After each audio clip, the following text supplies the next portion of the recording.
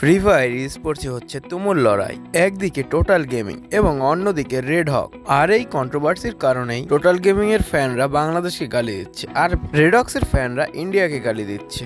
কিন্তু এখানে মজার বিষয় হলো, এখানে অর্ধেক লোক জানেই না এখানে আসলে ম্যাটার কি হয়েছে। তারা কমেন্ট বক্সে গিয়ে একে অপরকে পুরাদুরা গালিগালাজ করছে। এই কন্ট্রোভার্সিটা শুরু হয় লিডোমার গ্র্যান্ড ফাইনাল থেকে।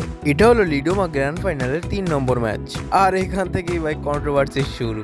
টোটাল গেমিং এর টিম 29 পয়েন্টের সাথে এই ম্যাচটাকে বুইয়া করে, যার পরে রেজাল্ট চলে আসে। কিন্তু এই রেজাল্ট আসার পরে অনেক প্লেয়ার কমপ্লেন করে তাদের পিং নাকি হাই ছিল। কিন্তু এখানে ই স্পোর্টস এর রুলস এটা বলে, যদি কোনো সিঙ্গেল টিমের নেটওয়ার্ক ইস্যু থাকে সেটা তাদের সার্ভারের দোষ, কারণ অনলাইন টুর্নামেন্টে নিজ ব্যক্তিগত নেটওয়ার্কে গেম প্লে করে থাকে। আর এটা ই স্পোর্টস কমিউনিটির দেখারও কোনো কথা না, কারণ হলো ওই সার্ভারে নেটওয়ার্ক ইস্যু থাকলে সেটা ই স্পোর্টস কমিউনিটি দেখবে না। কিন্তু এখানেই হলো আসল টুইস্ট, কারণ এখানে যদি রেডগের শুধু পিং না থাকতো তাহলে কোনো অসুবিধা ছিল না। কিন্তু এখানে অনেকগুলো টিমেরই এরকম অবস্থা হয়েছে, যার পরে তারা সকলেই একসাথে কমপ্লেন দেয়।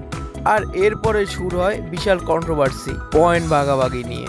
হ্যাঁ, টোটাল গেমিং তো 29 পয়েন্ট নিয়ে এই ম্যাচটা বুই করে নেয়, কিন্তু ফ্রি ফায়ার কমিউনিটির লোকেদের কাছে সবাই কমপ্লেন দাখিল করার পরে তারা করেছে কি, তারা আবার এই ম্যাচটাকে রিম্যাচ করে দিয়েছে।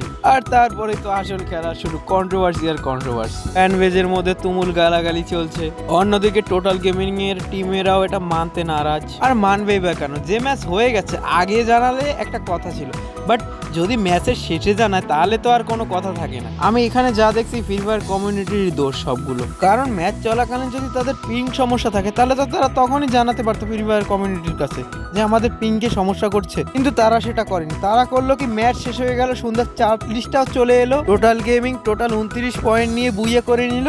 যার পরে সবকিছু হাতে পাওয়ার পরে তারপর ওরা করলো কি, রিম্যাচ করে দিল। বাহ, যাই হোক, টিজি সব খেলাধুলার শেষে 113 পয়েন্ট নিয়ে ঘরে উঠে গেল এবং আমাদের আরএইচকে 110 পয়েন্ট নিয়ে সেকেন্ড হলো। কিন্তু পরবর্তী চার্টে সবাই ভোটিং করার পরে আমাদের আরএইচকে ফার্স্ট মানে প্রথম করা হলো এবং টোটাল গেমিং চলে গেল 3 নম্বর খাতায়, 3 নম্বরে। সো আজকের ভিডিও এই পর্যন্তই। ওকে, টাটা, বাই বাই।